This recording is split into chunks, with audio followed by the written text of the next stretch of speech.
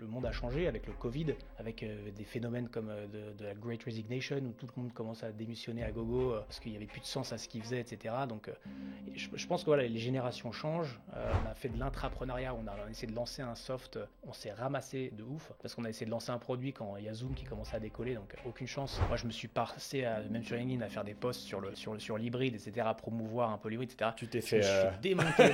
Dans cet épisode de La Savane, nous parlons avec Jean-Baptiste Pimenta de Miranda, avec qui nous parlons du rôle de l'intelligence artificielle, du travail hybride et de l'importance de la vidéo dans le recrutement. Salut JB, merci Salut. beaucoup d'être avec nous aujourd'hui, c'est un plaisir de t'accueillir. Je commence par une citation que tu as donnée dans une interview qui est « Ne cherchez pas à créer le logiciel parfait, sinon vous manquerez d'argent avant d'obtenir des résultats ». Alors je ne crois pas que cette citation elle soit de toi à la base, ou alors je me trompe, mais selon toi, dans la création de logiciels, que tu as fait beaucoup ces dernières années, à quel moment est-ce qu'on doit le tester? Comment marche l'itération? Comment tu réagis par rapport à cette citation que tu as donnée? Alors, je dirais très vite, au point même que parfois tu peux tenter de le vendre avant de l'avoir conçu. Ouais. Tu as tout ce principe de ce qu'on appelle d'MVP, avec différentes méthodologies pour pouvoir très vite valider que ça vaut le coup de le développer. Moi, j'ai fait l'erreur de développer parfois très très longtemps, faire une bêta, la donner gratuitement, pour ensuite me rendre compte que ce n'était pas forcément la feature qui était attendue. Donc, je dirais, très très vite, idéalement, c'est d'avoir déjà limite une letter of intent, une LOI, ou un élément de validation avec, tu fais une sign-up page, où tu as quelqu'un qui va te donner une première élément de validation avant de développer quelque complexité que ce soit qui va te ruiner. Et voilà, ça, je pense que c'est une bonne manière de faire. Ça fait partie de la méthodologie du MVP. Et comment tu fais le MVP? C'est un concept intéressant. Je trouve que c'est... Peut-être juste dire ce que c'est. Ouais, déjà, Ouais, pardon, effectivement, ouais. c'est une bonne. Donc, Faut c'est un expliquer minimum valuable product. Ouais. Effectivement, parce qu'il n'y a pas forcément tout le monde qui sait ce que c'est. Donc, c'est le concept d'avoir quelque chose qui a, disons, le plus court temps possible avec le maximum de valeur. Ouais, exactement. C'est une première élément d'une preuve que ton produit, la fonctionnalité que tu vas lui porter, va répondre à un pain, un challenge, à résoudre un problème qui justifiera que quelqu'un ait envie de le payer. Et du coup, tu as plusieurs techniques pour, si tu veux, d'une certaine manière, tricher avant d'avoir développé ton usine à gaz. Tu peux avoir une petite fonctionnalité, par exemple. Tu commences par une petite, tu vois si ça accroche. Et derrière, quelqu'un est prêt à payer pour cette petite fonctionnalité sur la promesse qu'il y en a plein d'autres choses qui viennent. Tu peux avoir ce qu'on appelle aussi le concierge MVP, c'est-à-dire que tu fais croire que la machine est automatisée, mais en fait, c'est quelqu'un... Tu fais tout à la main derrière. J'adore ça. Il y a des exemples assez bons, quoi. Il y a l'histoire du online shoe store, le gars qui a fait sa page internet pour vendre une paire de chaussures pour la première fois. Et qui en fait a vendu sa paire de chaussures online et en fait c'est derrière il est allé la chercher en bas du magasin une fois qu'il a fait passer C'était et pas il a envoyé comment pas Zalando, mais c'était comment s'appelle la marque là avec Tony Shea ouais, j'oublie à chaque fois le nom, mais c'est cette avec un Z. story là. Attends, c'est quoi? Zappos. Voilà. Ouais, exactement. C'était ça, non? C'est Zappos, il a été prendre en photo les chaussures d'un magasin. Exactement. Il en a fait un website. Il a créé le site, il les a vendus. Puis après, il a dit ok, c'est bon, en fait, je peux acheter du stock. Ouais. Avant, tu sais pas si les gens sont prêts à acheter des chaussures online, tu vois, faut les essayer, etc. Comment, donc, faut bien que quelqu'un teste le truc et avant de créer tout le site e-commerce et tout le bazar qui va derrière, le gars il a fait son petit test et pouf, c'était parti, quoi. C'est Donc, intéressant. un peu le principe. Ouais, c'est intéressant ce concept de. Toi, tu dis même que tu peux. Enfin, c'est l'exemple d'ailleurs. On peut vendre avant même d'avoir créé quoi que ce soit. En fait, on va reparler de Moonwork, mais c'est ce que j'ai fait. En fait, l'expérience de Flydesk, ma première startup, j'ai trop attendu avant de vendre. Là, c'est tout l'inverse. Ouais. Là, si tu veux, on a vendu avant de créer la boîte. Ok. Donc, Non, c'est intéressant. On reviendra dessus, mais Ouais. c'est hyper intéressant. Et du coup, les deux boîtes, enfin surtout Flydesk, mais Moonwork aussi, ont été basées sur le remote work, surtout Flydesk. Est-ce que tu peux expliquer pourquoi ce sujet-là il est important pour toi? Déjà, je pense que ça remonte à mon parcours aussi. Je sais pas si je suis un peu déséquilibré ou pas, mais j'ai toujours eu envie de bouger un peu.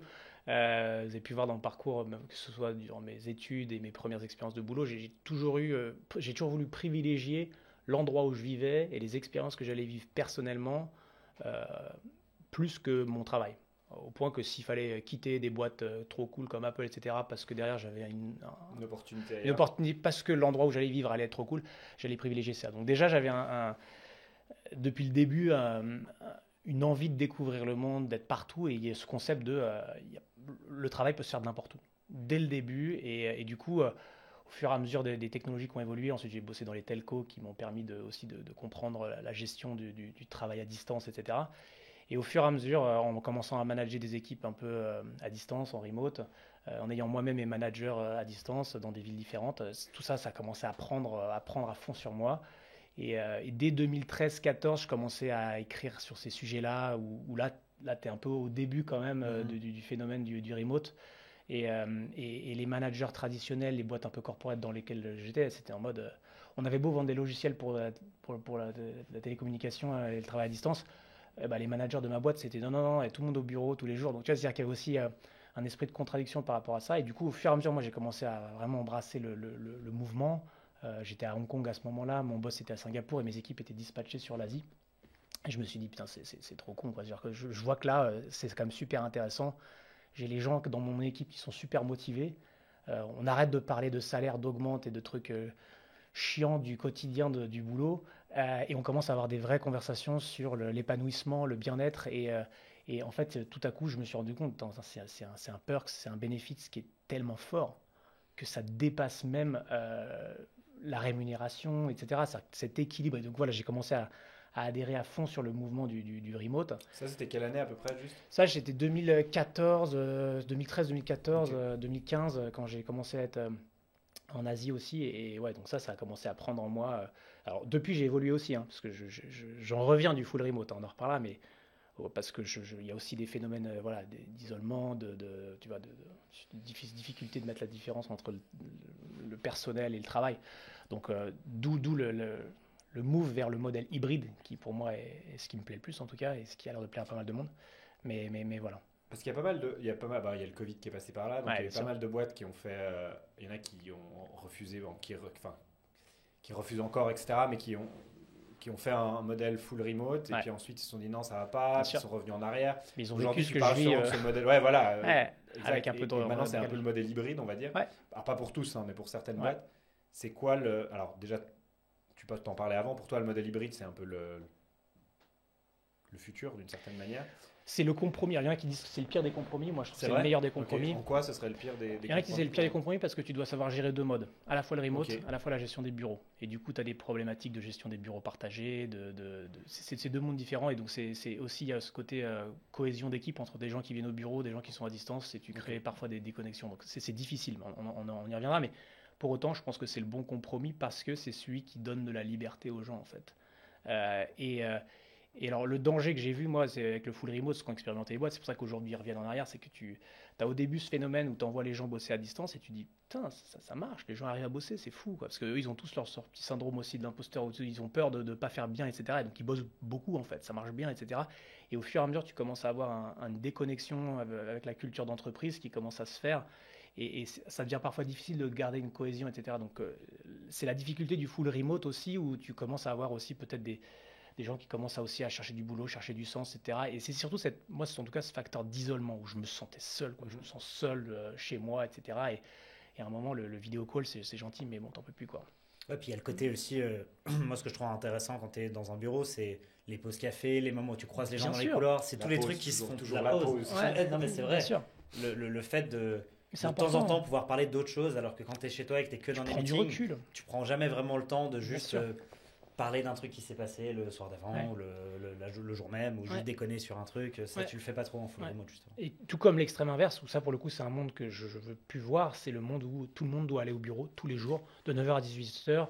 Ça, c'est le full on-site. Et ça, pour moi, ça n'a plus de sens. C'est-à-dire que ça, c'est genre une boîte qui se présente encore. Il y a parfois des contraintes par rapport à la nature du taf, qui fait que ça, tu vois, voilà, on est dans le physique. Exactement. Pas le choix. Resto, pas le choix.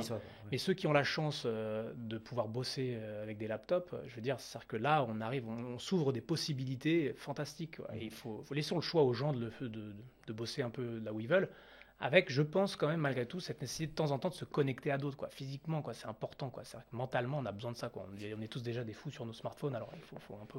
Ouais, parce que le modèle hybride, il n'est pas uniquement le fait de travailler en remote, mais aussi d'avoir un bureau, parce que tu peux faire de l'hybride en étant en remote, mais aussi, je sais pas, j'invente, une fois par semaine, tout le monde se rejoint dans un coworking, c'est exactement ça. Et puis c'est pas ton bureau, tu vois, exactement ça. C'est juste comme tu dis, ajouter au modèle hybride une variation humaine pour dire on va se rencontrer à certains moments en physique, en vrai, comme ça, on fait ça une fois par semaine, une fois par mois, peu importe comment la boîte veut s'organiser, mais il y a ce côté contact, quoi. Exactement, c'est l'hybride. Moi, je suis d'accord. Il y en a qui disent ça reste du full remote quand tu te vois de temps en temps.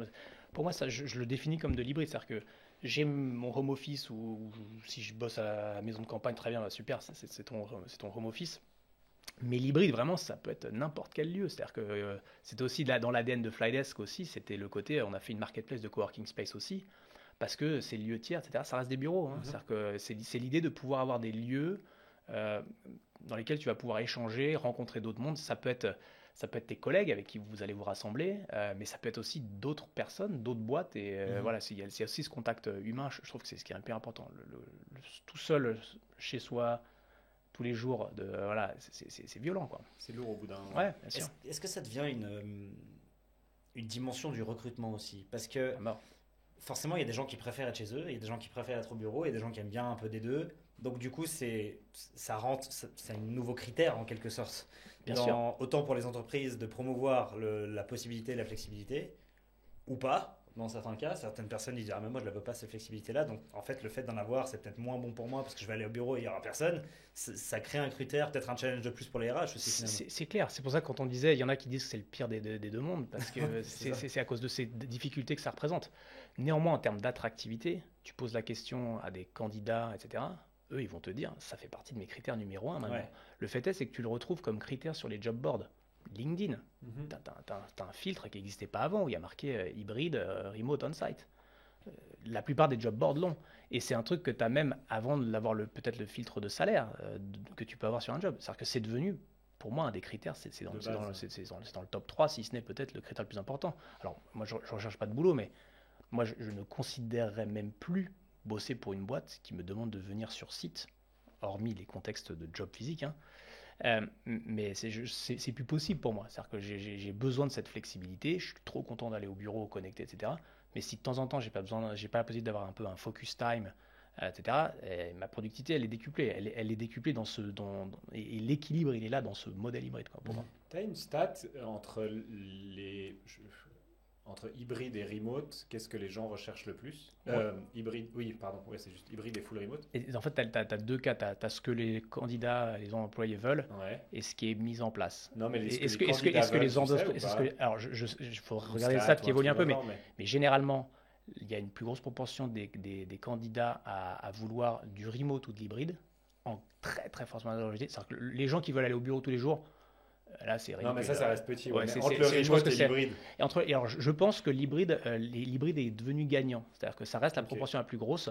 Néanmoins, quand tu compares avec ce qui est implémenté, la réalité, c'est que tu as plus de gens qui veulent du full remote, personnellement, que ce qui est permis par les sociétés elles-mêmes. Donc, en fait, en termes de stats, la réalité, c'est hybride numéro 1, full remote, toute petite portion, hein, moins de 10, je crois, c'est tout petit. Et full on-site, pareil, toute petite portion. Et on part sur une très grosse majorité. Alors moi, ça dépend des surveys dans tous les sens, mais plus de 60-70% estiment que dans des boîtes en capacité de le faire avec ce qu'on appelle parfois du white collar, des gens qui sont sur des laptops, et ben c'est le modèle gagnant, quoi. C'est le modèle qui est sorti au-delà du Covid où on est tous passés en quasiment full remote. C'est le modèle, c'est le nouveau standard. Je pense que si tu regardes les stats des candidats et des employés, ils voudraient avoir beaucoup plus de full remote, encore plus de flexibilité. Donc, il est là l'écart, c'est que l'entreprise fait l'effort. C'est pour ça que je te pose la question, parce que nous, on s'est posé la question, justement, etc. Et puis on en a parlé avec l'équipe, et puis il y avait ce côté aussi où il y a beaucoup de gens qui, oui, ils veulent travailler à la maison, mais ils veulent aussi, enfin, tu vois, il y a aussi ce côté, comme nous on discutait avant, ils veulent aussi ce côté, en fait, j'aimerais bien me retrouver avec l'équipe de temps en temps, ça fait du bien, etc. Bien sûr. Ah ouais, il n'y a pas beaucoup de gens, enfin ça j'ai aucune idée, hein, qui veulent vraiment du 100% remote, tu vois, genre. Il y a des populations qui. Il y a certaines personnes. Surtout dans les IT. Moi, je me suis passé, même sur LinkedIn, à faire des posts sur l'hybride, etc., à promouvoir un peu l'hybride, etc. Je me suis fait démonter par des développeurs. Hein, pourtant, je bosse avec des développeurs, avec des CTO, etc. Et en fait, c'est-à-dire que je bosse en plus dans des contextes de boîte où on est en full remote la plupart du temps. Donc, mais si tu veux, ces populations-là qui sont souvent derrière des ordi, qui ont souvent des setups beaucoup plus sophistiqués chez eux que ce qu'ils auraient à un bureau. Donc, ouais, il y a toujours des exceptions. Donc, en fait, je me suis fait lyncher par ces gens-là parce que, oui, je leur parle pas à eux en particulier. Ouais. C'est-à-dire que voilà, moi, je parle de grandes tendances, je parle du modèle hybride, je parle de culture d'entreprise. Et souvent, ces gens-là sont parfois vus comme des gens à qui on donne des tâches, ils exécutent, bam, ça délivre et ça envoie. Et ils sont contents dans ce monde-là et ça leur va très bien. Et tu leur demanderas de venir au bureau, ils te diraient, mais vas-y, laissez-moi tranquille. Donc oui, tu as toujours des exceptions. Le fait est, c'est que quand tu regardes les grandes tendances à grosse maille, les sociétés, les grosses entreprises, souvent taille moyenne et large. Hein, quand tu es tout petit, tu t'arranges avec les moyens du bord. Mais quand tu es une boîte de taille moyenne, etc., tu commences à avoir besoin de créer une cohésion d'entreprise, une culture. Et voilà, tu dois aussi avoir... ces boîtes qui se constituent dès le début en full remote, elles opèrent sur un autre modèle. Il y en a, hein, il y a des très belles succès, je crois des boîtes comme Zapier, etc. Il y a des boîtes qui sont créées dès le début en full remote, ça cartonne, c'est un autre modèle, c'est une autre culture d'entreprise adaptée, mais voilà, est-ce que ça marche pour tout le monde? Pas sûr. Pas forcément. Parce que ta bannière LinkedIn, c'est Building the Future of Work. Donc c'est basé sur la localisation, on en a parlé, aussi un peu des talents. Ouais. Est-ce qu'il y a autre chose pour toi qui participe à ce Future of Work dans ton mantra, dans ta mission de vie, disons? Je dirais c'est déjà de donner du sens à ce qu'on fait. Hein. C'est-à-dire que je pense que c'est aussi ce qui fait qu'aujourd'hui il y a un gros problème de pénurie de talents, mais aussi d'une rencontre entre des entreprises et des talents. Et les entreprises en Suisse galèrent de fou pour trouver les talents parce qu'elles n'arrivent pas à reconnecter avec les attentes de cette nouvelle génération notamment. Donc je pense qu'il y a un vrai sujet aussi sur la manière dont le monde a changé avec le Covid, avec des phénomènes comme de la Great Resignation où tout le monde commence à démissionner à gogo parce qu'il n'y avait plus de sens à ce qu'ils faisaient, etc. Donc je pense que voilà, les générations changent, les outils qu'elles utilisent sont différents, donc consommation de médias à fond. Donc voilà, je pense qu'il y a toute une culture de la nouvelle génération qui évolue. Et alors le monde que moi j'ai connu en sortant d'école, qui consiste à aller faire des boulots parfois chiants, mais pour gagner des sous, ça c'est mort. Enfin, ça, en tout cas, j'ai le sentiment qu'ils veulent chercher autre chose. Alors peut-être qu'ils en reviendront et à un moment il faudra accepter la contrainte, mais j'ai quand même le sentiment qu'il y a une volonté de privilégier le bien-être. Ça se retrouve dans tout, hein, même dans l'alimentation, etc., dans tout ce qu'on fait. Ouais. Et dans le boulot, je pense que c'est peut-être aussi pareil. Il y a une volonté de retrouver une quête, un sens à ce qu'on fait. Donc voilà, je pense que du coup, les entreprises qui vont mettre en avant tous ces sujets de ESG, etc., de social responsibility, j'ai l'impression qu'il y a un phénomène où c'est la performance en termes de rémunération, les bonus, aller chercher la quête à la thune, c'est plus le number one, quoi. C'est plus le critère numéro un. Donc voilà, je pense que ça c'est un des éléments qui change, c'est faut donner plus qu'une rémunération. Faut vraiment... Et comment tu allies du coup, c'est tout le challenge, hein, entre la culture d'entreprise citée en full remote, mais qui donne du sens, donc où tu dois créer des connexions avec des humains, c'est complexe. C'est très complexe, mais d'où le fait que d'ailleurs, moi je dis, c'est-à-dire que si tu veux créer cet équilibre qui fonctionne en termes de à la fois culture d'entreprise, de bien-être, de cohésion, d'interaction sociale, physique aussi avec les gens, le modèle hybride, devient nécessaire finalement. En tout cas, voilà, moi pour avoir vécu le full remote longtemps, je sens que moi, cette besoin de me reconnecter à des gens, je bosse dans des coworking, j'essaie de faire venir mes collègues dans le bureau, et l'émulation se fait, comme tu dis, que ce soit la petite pause à café, c'est con, mais ça contribue à faire avancer aussi.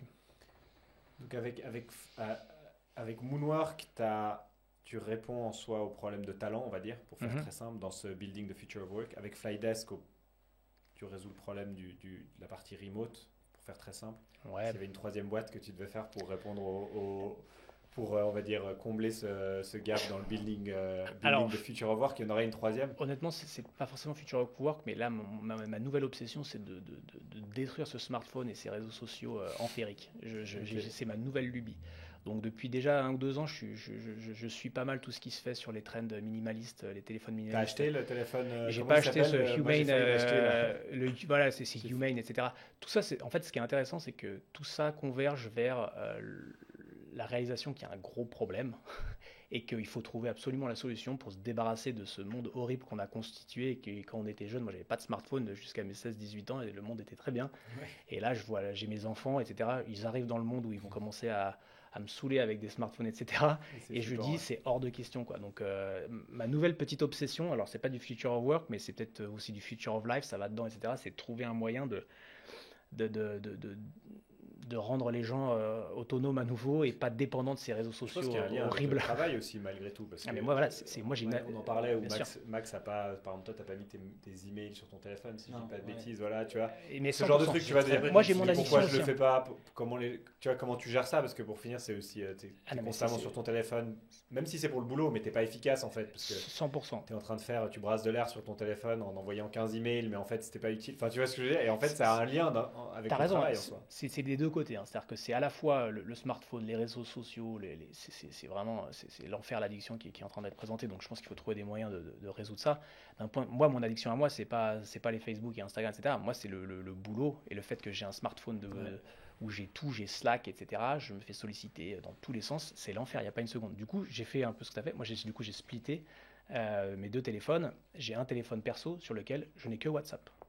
Et rien d'autre. C'est-à-dire qu'il n'y a pas de Insta, de Facebook pourri, tous ces trucs. Et tu l'éteins rien à la maison Ouais, et j'ai un smartphone de boulot dont je me sers pendant le boulot, sur lequel j'ai du Slack, etc. Ça, c'est pour compléter le fait que je peux être en déplacement, etc., qui va compléter mon laptop. Mais par contre, sur le perso, j'ai juste de quoi communiquer avec les gens, c'est tout, quoi.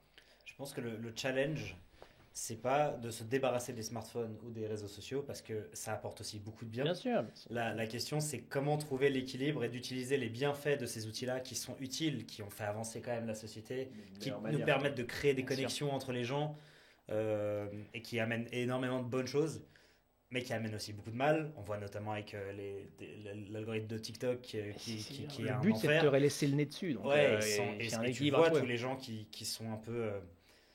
pas que faibles mentalement, parce que c'est très facile d'être engrené dedans, parce que je pense qu'on est tous un peu faibles mentalement quelque part, mais c'est d'avoir cette discipline, et peut-être c'est aussi à l'entreprise ou à nous de réussir à donner ces outils aux gens pour qu'eux-mêmes implémentent des systèmes pour qu'ils ne tombent pas là-dedans et qu'ils réussissent à utiliser aussi ces outils de la meilleure manière. C'est super dur.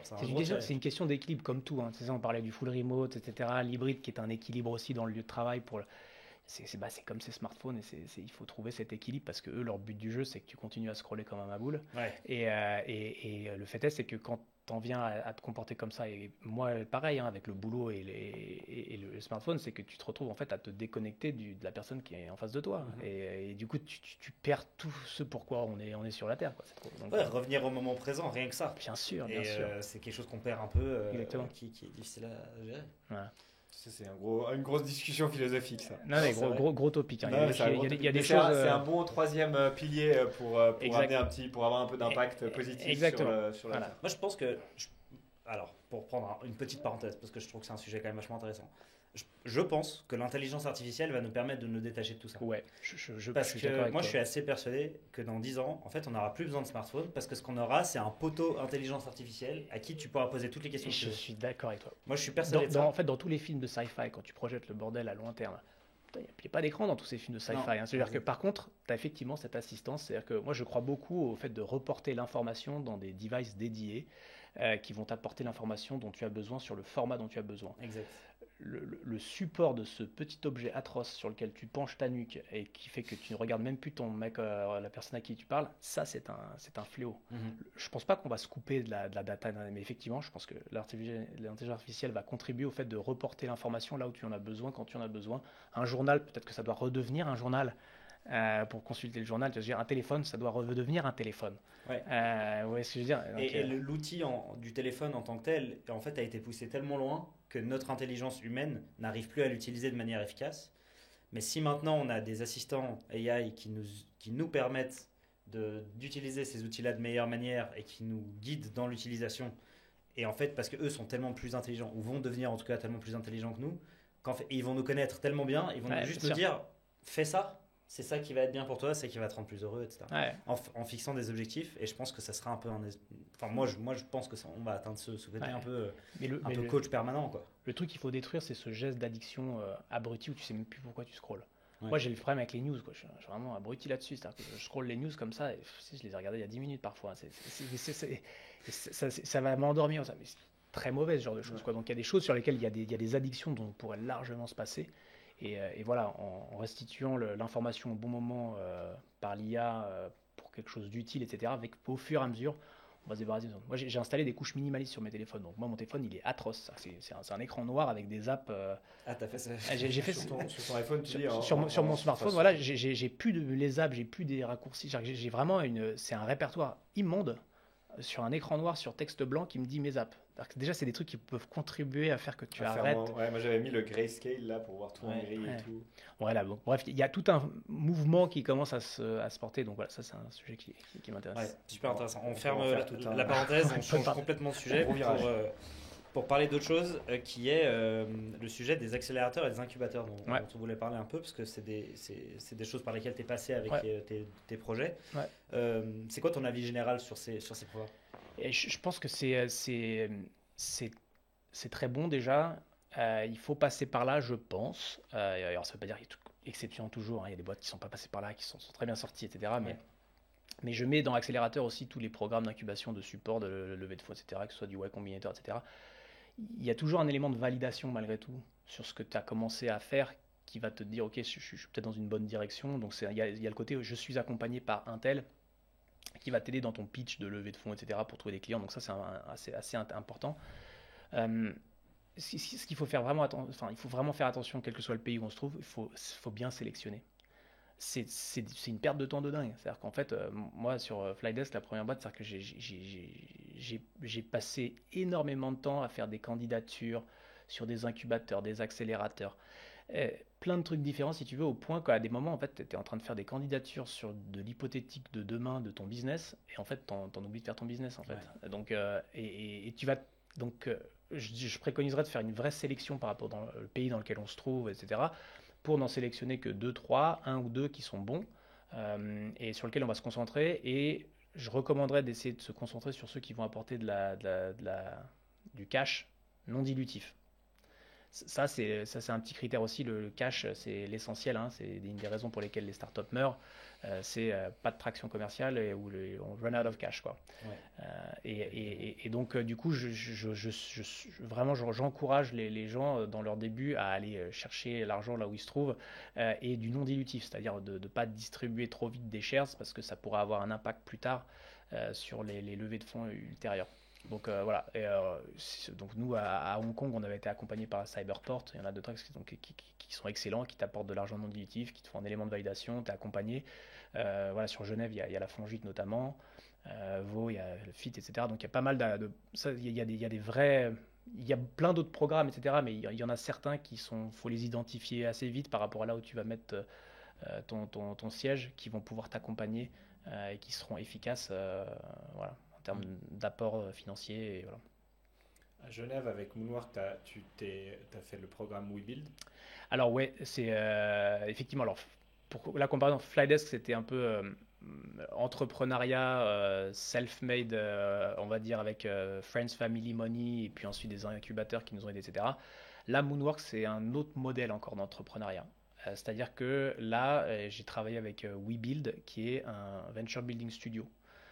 Donc il en existe plusieurs en Suisse, mais le Venture Building Studio, c'est-à-dire que on va un peu te donner l'argent de ton pre-seed en fait, qui va te permettre de mettre le pied dans l'accélérateur pour construire ton MVP, pour aller chercher tes premiers clients. Et c'est-à-dire que s'il y a un effet d'accélération, tu vas pouvoir, en fonction des conditions proposées par le Venture Building Studio, potentiellement te payer.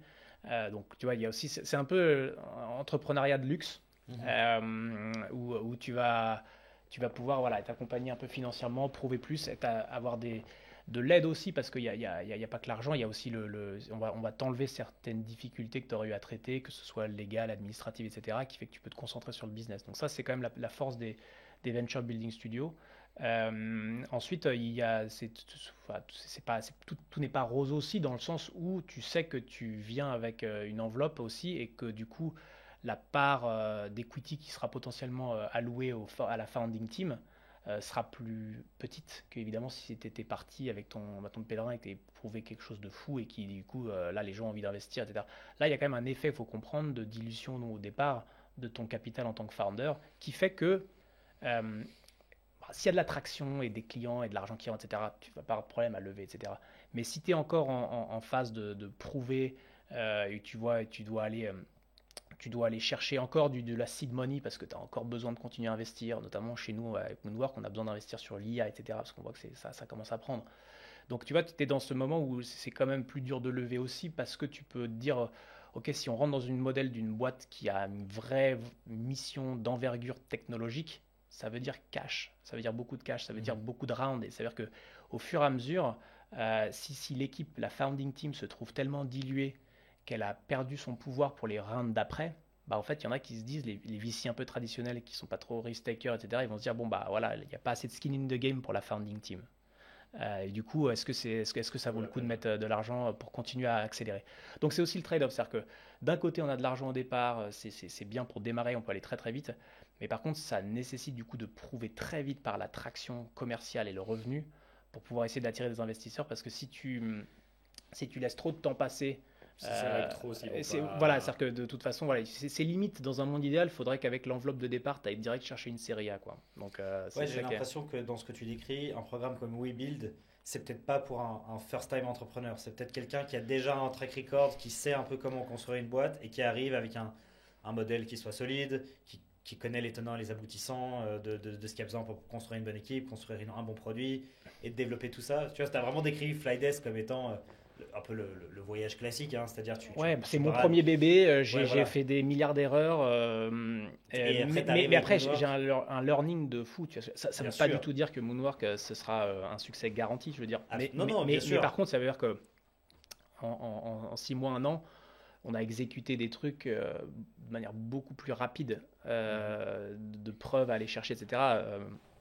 Mais donc voilà, c'est un effet d'accélération. Il y a pas mal de stats sur ça, c'est en gros...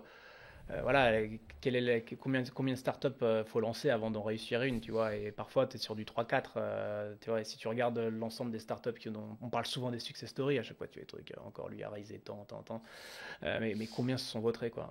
En ce moment en particulier, avec l'effet post-Covid où il y a eu beaucoup de boîtes picousées, je peux te dire le nombre d'entrepreneurs qui sont en train de pointer au chômage, il y en a un petit paquet. Donc, mais par contre, le journey, il est hyper important, c'est-à-dire que ce que tu apprends, bon, sauf si tu as fait ça 2-3 mois pour passer le temps, mais quand tu as fait ça 1, 2, 3, 4 ans, en fait, tu apprends des codes, tu apprends c'est aussi de la théorie, c'est-à-dire qu'il y a des choses à valider, mais bon, tu vois, les modèles du Lean Startup, etc., les principes du MVP, les principes du pivot, tu vois, c'est des choses que tu apprends et que du coup, tu sais répéter.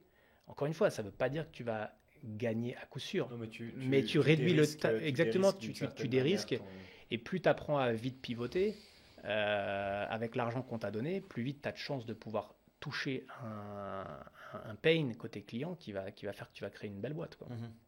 Donc c'est ça l'apprentissage qui est intéressant d'un point de vue expérience entrepreneuriale. Juste par curiosité, sur un système de venture builder comme WeBuild, avec Moonwork, toi tu es arrivé, ou vous êtes arrivé avec le concept, avec l'idée, ou tu rejoins le venture builder et vous avez monté le projet ensemble? Alors eux-mêmes évoluent aussi parce que voilà, chaque venture building va avoir son approche, etc. Moi, je suis arrivé, ils avaient différents stages d'analyse au préalable avant de me faire venir, en fait. Et moi, je suis arrivé avant que la boîte se construise. Ils avaient fait plusieurs étapes de brainstorming sur des thématiques à aller chercher. Okay. Une grande partie, on ne va pas se mentir, de ce qu'on fait est inspirée de ce qu'on a vu aussi à l'étranger, au départ, dans l'idée de Moonwork. Et il y a eu pas mal d'analyses. Et moi, je suis arrivé un peu dans la phase consulting où j'étais encore en transition avec Flydesk. Et en gros, ils m'ont demandé est-ce qu'on peut aller chercher du client justement pour voir si on arrive à toucher un peu de première preuve de validation avant de décider de créer la boîte. Et si ça marche, bah, tu peux potentiellement prendre les rênes de la boîte. Donc c'est ce qui s'est passé. Moi, je suis arrivé en avance de phase au début en consultant. Et ensuite, on a vu en fait, on a signé 4-5 clients assez rapidement. Sur un format un peu de LOI, hein, donc Letter of Intent, qui était suffisamment concret pour dire bon bah les gars, on peut y aller, quoi. Et à ce moment-là, donc en fait ils sont venus, si tu veux, avec l'idée de dire il faut une marketplace un peu nouvelle génération en Suisse qui allie un peu médias et job board. C'était un peu ça l'idée de départ. Et ils m'ont dit, voilà, donc vas-y, travaille sur cette idée. Et on a commencé à avancer. Donc, je dirais 2023 était très concentré sur l'approche média aussi, parce que c'est une valeur que tu peux proposer assez immédiate aux clients qui ont déjà l'intention de se présenter par la vidéo notamment. Donc voilà, tout de suite tu peux proposer cette valeur-là en étant compétitif, niveau prix, etc. avec la promesse que la plateforme va créer du matchmaking. Mais 2024 pour le coup, c'est beaucoup plus. On est là, je dirais même pas que c'est un pivot parce que ça va être un peu toujours été dans l'idée, mais c'est clair qu'en termes de valeur ajoutée et même en termes d'attractivité vis-à-vis d'investisseurs potentiels, c'est que l'IA et le matchmaking, le fait de pouvoir faire croiser les données que tu as sur une entreprise avec celles d'un candidat et de faire des degrés de matching grâce à l'IA qui va te faire un petit peu le best match possible. Ça c'est des sujets, ouais, ça va, c'est scalable, c'est intéressant et donc ça c'est le sujet du moment qu'on a avec Moonwork. Et juste une petite note personnelle, tu avais une question? Non, vas-y. Petite note, sur toi personnellement, comment tu as vécu la transition justement entre le moment où, parce que Flydesk, ça faisait quoi, 5 ans que tu étais avec quand tu as commencé? Ouais, c'est 4-5 ans. Alors Flydesk est toujours. On t'a proposé, tu vois, de passer sur Moonwork et que tu as dû prendre cette décision. Ok, je mets un peu de côté Flydesk pour me concentrer sur Moonwork. Ouais. Comment toi tu l'as vécu? Je trouve intéressant de ton ressenti sur cette transition-là. Écoute, honnêtement, c'est un bon alignement de planète aussi parce que c'était aussi le moment. Flydesk, si tu veux, il y avait un moment où le produit a mis du temps à se construire. On l'a construit, aujourd'hui il est bien, etc. Mais moi-même, en termes de valeur ajoutée, alors c'est sûr que si j'étais full-time sur Flydesk, peut-être que je donnerais plus de chances encore de développer l'engin commercial, etc. Mais le fait est, c'est qu'on est arrivé à un moment aussi avec Flydesk où ça peut tourner un peu tout seul, avec moins d'ambition du coup que si tu commençais à relever des fonds. On pourrait toujours, c'est-à-dire que rien n'indique qu'on ne va pas aller chercher des fonds pour décider, ok, allons nous réexciter un petit peu sur l'ambition. Mais aussi, on arrive aussi à un moment où aussi, d'un point de vue de mes investisseurs existants, ça peut tourner et moi, je suis un coup aussi. Donc je suis un coup et aussi, moi, la prise de conscience, je suis aussi actionnaire majoritaire, donc de me dire aussi où est-ce que je vais être le plus efficace. Je ne veux pas plomber ma boîte moi-même. Je peux lui apporter en étant aussi chairman et les gens en place font du super boulot, ça peut tourner comme ça et ça me permet aussi du coup de toucher un sujet plus vaste entrepreneurial, aller aider Moonwork et donc honnêtement le timing c'est fait un peu assez bien d'un point de vue cash Flydesk et d'un point de vue aussi moi épanouissement où tu sais qu'est-ce que je peux apporter à une boîte. Moi je pense que je suis assez excité sur les idées de partir de 0 à 1. Et j'aime bien prendre un problème en me disant c'est vraiment la merde, il faut trouver une solution et aller jusqu'à élaborer l'idée, aller tester le client, aller développer le premier produit, le vendre et voir un client qui paye pour le produit, ça sert à rien, c'est jouissif quoi. Et ça me plaît. Ensuite peut-être que j'y trouverai un peu plus de satisfaction à essayer d'aller développer d'une boîte, de passer d'une boîte qui gagne un petit peu d'argent à beaucoup et en faire une vraie grosse boîte. Peut-être, j'y reviendrai peut-être, mais c'est vrai que là, moi j'ai une petite phase d'excitation, j'adore le problem solving en fait. C'est-à-dire que écouter le client et aller lui créer son produit qui va répondre à ses attentes quoi. Donc voilà, et Moonwork est arrivé assez bien au bon moment. Je découvrais aussi un peu du coup le Venture Building Studio.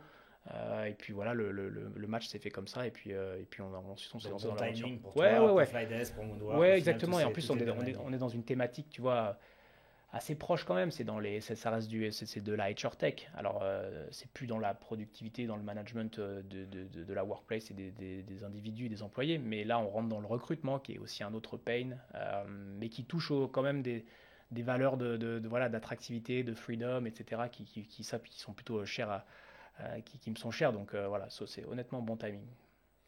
Tu parlais avant des pivots, du pivot en règle générale. Moonwork, ça fait combien de temps que vous avez lancé maintenant? Alors Moonwork, la boîte, on l'a créée en août 2023. Donc tu vois, ça fait 8 mois. Même pas un an, on va dire un an pour faire simple.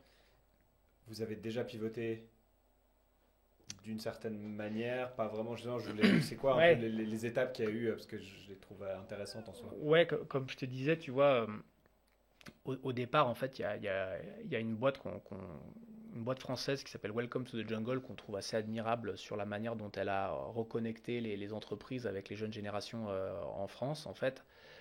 Qui a commencé en se focusant sur la French Tech, etc. Et au final, elle a commencé à avoir beaucoup plus d'entreprises, etc. À créer un vrai truc intéressant. Et en Suisse, il n'y a pas.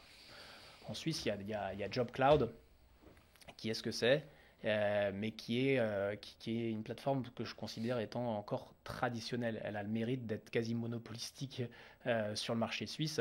Et du coup, il n'y avait pas vraiment d'acteur innovant qui a gagné ce marché du média, de la reconnexion des individus, de leurs attentes avec les jobs à disposition. Donc, je trouve qu'il y avait une place à aller chercher. Donc, l'idée de départ, c'était vraiment d'aller combler ce trou.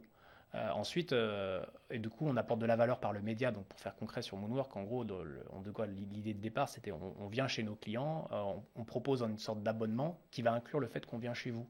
Et du coup, ça va amortir d'une certaine forme l'investissement fait sur le tournage vidéo, parce que ça coûte cher. Et en gros, au lieu qu'une entreprise elle aille payer 10 000 francs pour faire son tournage avec une équipe vidéo qui va lui faire un shooting à la Netflix, nous, on vient avec un format assez packagé, structuré, on sait ce qu'on va poser comme question, on va faire des interviews, on va rentrer dans un certain cadre, on va passer 4-5 heures, et du coup, on arrive avec ça à avoir une proposition de valeur qui est, pour un coût tout à fait acceptable. Et on arrive à te livrer du contenu dont tu te serviras un peu ad vitam si tu veux, mais qui va aussi aller sur notre plateforme pour qu'on aille essayer de construire cette marketplace. La réalisation sur ce sujet-là, pour revenir sur l'histoire du pivot, c'est que ça met du temps en fait. Ça met du temps de construire, tu vois, là on est même pas à 1 an, en fait avant qu'une marque prenne, que tu aies des followers, d'une communauté, du trafic qui vienne sur ton site pour que tu aies réussi d'une certaine manière à sortir d'une partie du trafic de JobCloud ou LinkedIn pour que tu sois vu comme une marketplace de nom, pour que la rencontre se fasse, ça va prendre du temps. Je pense que ça peut venir, et encore une fois, et si c'est pas nous sur le côté média, peut-être que JobCloud prendra une boîte pour faire ça, j'en sais rien, mais voilà, donc il y a ce côté média, ça prend du temps. Du coup, il fallait trouver quelque chose pour aller un peu plus vite et gagner du cash aussi, parce qu'au fur et à mesure, tu brûles du cash, quoi. Donc, donc c'est là que le sujet de l'IA a dû se mettre en place, parce que derrière, on a mis une marketplace en place, donc avec des offres d'entreprises listées, des jobs, etc. Donc, il a fallu aussi trouver, OK, il faut qu'on construise ce qu'on appelle un application tracking system. C'est un outil qui permet de recevoir des candidatures et de permet à l'entreprise de traiter ces candidatures pour les faire passer d'un round à l'autre jusqu'à la sélection. Donc c'est con, mais ça prend du temps à développer cette petite chose. Donc nous, il a fallu vendre le média, restituer le média. Ça, tu peux le faire en 1 ou 2 mois. Je veux dire, 2-3 semaines plus tard, tu as ton média, tu le livres à ton client. Mais il nous a fallu du temps. Donc janvier, février, mars seulement, on a pu commencer à présenter l'application tracking system à nos clients. Donc déjà, l'outil met du temps à mettre en place. Et toujours pareil, ça ne résout pas notre problème il nous faut du cash, il faut qu'on aille plus vite. Donc c'est là qu'on a commencé à se dire, OK, il y a l'IA qui est désormais là. Donc là, c'est là qu'on doit s'écarter du modèle un peu initial qui est celui d'apporter du média à nos clients, qui est vraiment toujours de la valeur. C'est-à-dire que tu payes pour ça, mais par contre, qu'est-ce qui fait qu'au bout d'1 an, le client il va re-signer chez toi parce que tu lui as fait son média, donc il n'y a plus de valeur. Donc en fait, tu dois vraiment, donc très vite, t'apportes une valeur initiale, mais très vite, il faut savoir pivoter pour apporter la valeur supplémentaire qui fait que le client il va rester avec toi. Parce qu'ensuite, c'est le nerf de la guerre. C'est du MRR, ce qu'on appelle du Monthly Recurring Revenue, ou du ARR, Annual Recurring Revenue, qui fait que ta boîte a de la valeur parce que tu empiles le revenu de manière récurrente et c'est scalable. Et ça, les VC, les investisseurs, ils veulent aller là-dessus. Donc nous, il a fallu très vite, on commençait à travailler sur comment on va pouvoir faire en sorte que nos clients qu'on a signés au début, notre quinzaine de clients qu'on a signés au début, va vouloir à la fin de l'année re-signer avec nous, non pas pour qu'on leur refasse du shooting média, parce que c'est pas très scalable, mais parce qu'on leur a apporté les bons talents.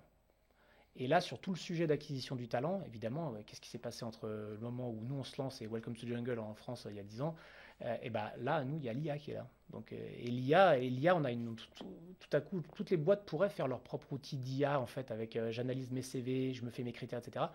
Mais je pense qu'il y a une très belle opportunité pour nous de rassembler tous ces composants et d'en faire un outil all-in-one qui permet à une entreprise de bien se présenter, d'attirer les candidats, mais aussi de les screener grâce à l'IA qui est mise à notre disposition. Et on parlait à un product manager de chez Google, Gemini, hier justement, et il dit que l'IA, ça devient quasiment une commodité, c'est-à-dire que c'est un truc, les prix vont baisser, quoi. Que ce soit OpenAI, que ce soit Gemini, etc.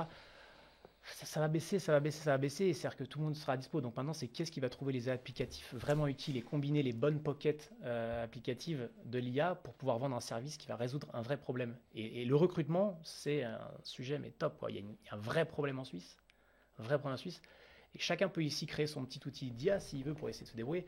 Le fait est, c'est que nous, on va construire un backbone qui va répondre à 90% aux besoins des clients par l'IA et par le matchmaking, et voilà, quoi. Et en se concentrant sur le marché suisse aussi, on va accrocher des niches aussi, on va pouvoir répondre à des problèmes de, voilà, si tu cherches un comptable à Morges ou à Lausanne, tiens, t'inquiète, on va te le trouver.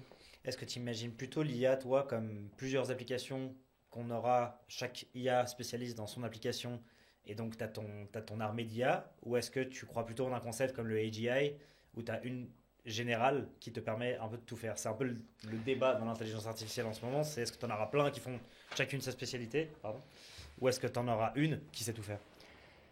Je me dis qu'il y aura cette IA fondatrice, enfin les piliers, c'est-à-dire que ceux qui font dans le code dur de dur chez OpenAI ou chez Google, etc., qui sera un peu le langage d'IA qui supportera en fait n'importe quelle application derrière créée par des sociétés comme nous qui résolveront des problématiques spécifiques. Que ce soit, il y a des boîtes qui vont se spécialiser dans le legal, dans tous les sujets légaux par l'IA et qui vont être des experts pour faire en sorte que des documents soient analysés ou restitution de documents grâce à l'enrichissement de l'IA. Et donc c'est une combinaison à la fois d'une IA exploitée, et derrière ce sera un OpenAI sans doute, etc. Mais combiné avec tout le learning qu'aura mis en place cette entreprise, de par le knowledge qu'elle aura eu, de la data collectée par ses clients. Donc voilà comment je pense qu'il y aura vraiment des backbones avec vraiment de OpenAI ou du Gemini ou d'autres, etc. qui sont, on va dire, eux ils gagneront toujours, ils gagneront toujours de l'argent directement, mais ils vont baisser leurs coûts parce qu'ils doivent tu fais ton choix. Le fait est, c'est que quand tu pars sur une tech, par contre, pour en bouger, ça va te coûter de l'argent. Nous, en ce moment, on se pose la question OpenAI ou Gemini. Et du coup, tu bouges plus après. Enfin, et ouais, voilà, c'est-à-dire que si tu t'es commencé à te hooker chez un, tu bouges. C'est un peu comme quand tu choisis de faire ton hosting chez Amazon versus chez Google Cloud. Tu vois ce que je veux dire? Donc voilà, donc il y a ce sujet-là. Et ensuite, derrière, nous, la valeur à proposer à nos clients, c'est que plus on arrive à créer, de par la manière dont notre algo va juger les profils, les candidats, si là, on aura screené tellement de CV. Et si on a réussi à enrichir notre algo pour faire en sorte que ça pour le coup, ça devient, c'est ce qu'on dit, c'est defendable. C'est-à-dire que c'est quelque chose sur lequel on peut pas venir t'attaquer et ça a de la vraie valeur d'un point de vue investisseur parce que tout ce knowledge, toute cette analyse de ces milliers de CV, c'est chez toi en fait. C'est toi qui es capable de dire que ce CV il fit mieux avec celui-là parce que ton Est-ce que vous traquez le taux de réussite, c'est-à-dire une fois qu'une entreprise a embauché un CV que vous avez analysé, que vous lui avez proposé? Est-ce que derrière, vous mesurez le taux de succès de ce recrutement-là? Comment vous faites pour récolter cette data? Vous demandez à vos clients de feedback là-dessus? On est au tout début là-dessus, si tu veux. On a commencé à collecter nos premiers candidats au mois de mars. Et on a eu à peu près 300 candidatures dès le mois de mars. Et en fait, on en est au tout début. Donc, c'est-à-dire qu'on est à peine au premier job qu'on va commencer à rentrer, si tu veux. Donc, on va pouvoir bientôt commencer à faire le chemin inverse en disant, OK, toi, tu as été embauché. Laisse-nous comprendre quel a été ton parcours pour pouvoir donner cette stat. Évidemment, à terme, nous, ce qu'on veut, c'est faciliter le matchmaking. Au point d'ailleurs on lance une nouvelle offre qui va un peu sur les plates-bandes des chasseurs de tête. C'est qu'en fait, on lance une offre flat fee au succès pour aller trouver le bon candidat que tu auras embauché. C'est-à-dire qu'en fait, ça, c'est une manière dont on pivote peut-être encore d'un point de vue pricing model, mais si tu veux, avant que notre plateforme soit tellement connue, que les entreprises et les talents se rencontrent et que toi, tu sois prêt en tant qu'entreprise à payer un petit abonnement pour être là avec tes offres de job et que tout se fasse bien, en fait, il va se passer un peu de temps. Donc nous, en fait, on propose aux entreprises un flat fee en disant, voilà, on va te facturer 5 000 francs au succès. Et ça va inclure le fait qu'on va te mettre de la publicité derrière, sur LinkedIn, etc. Peu importe la manière, on va aller te trouver ce talent, on va aller te le chercher et tu nous paieras que si on ce que tu as embauché. Donc en fait, là, on va sur les plates-bandes un petit peu des chasseurs de tête. Ouais. Mais le fait est, c'est que, alors je ne veux pas piquer du boulot aux chasseurs de tête, mais ils doivent vite se réinventer, entre autres, pour garder de la valeur ajoutée par rapport surtout la partie pre-screening initiale. C'est-à-dire que je pense qu'il faut toujours évidemment rencontrer les gens, c'est important, tu as le fit humain, etc. Tu as des choses que l'IA ne remplacera pas. Mais il y a toute une partie de la présélection initiale qui consiste à mettre des ads à droite à gauche ou aller faire des premières campagnes d'outreach pour aller chercher les candidats qui fit selon tes critères. Ça, c'est les chasseurs de tête qui te facturent 15-20% de la rémunération annuelle d'une personne. C'est des montants gigantesques qui sont en plus des pourcentages liés au salaire de la personne que tu as recrutée, alors qu'en fait, que tu recrutes quelqu'un payé 1 million de francs ou 100 000 francs, c'est le même effort.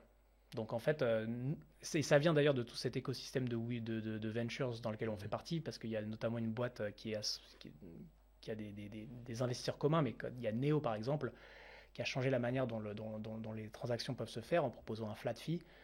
sur les transactions immobilières. Donc c'est aussi ça que nous, on essaie aussi d'une certaine manière de proposer.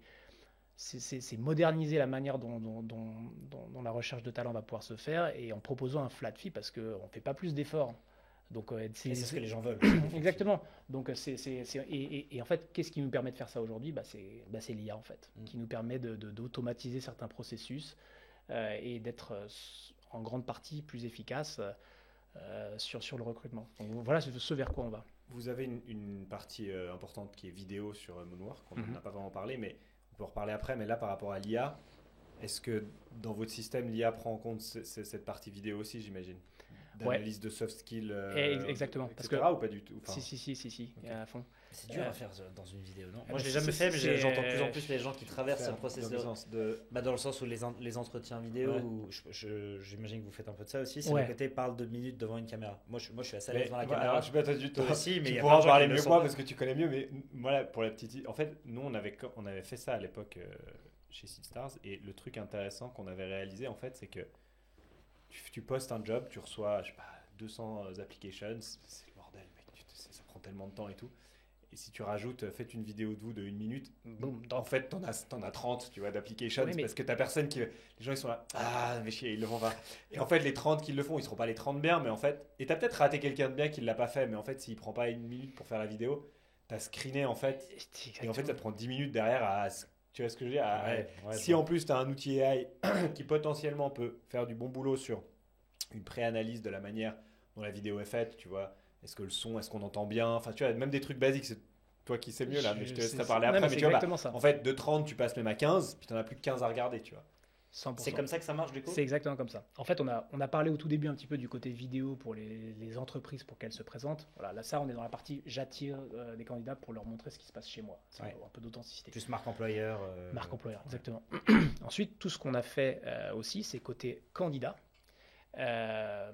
On a la possibilité, un candidat, on veut lui simplifier la vie à fond. C'est-à-dire qu'avec son simple CV, PDF, format aussi dégueulasse qu'il veut le poster, on va lui analyser. C'est ce que nous permet de faire l'IA aujourd'hui. Avant, il y avait tous les CV parseurs qui étaient des usines à gaz créées par les logiciels de software avant que l'IA existe.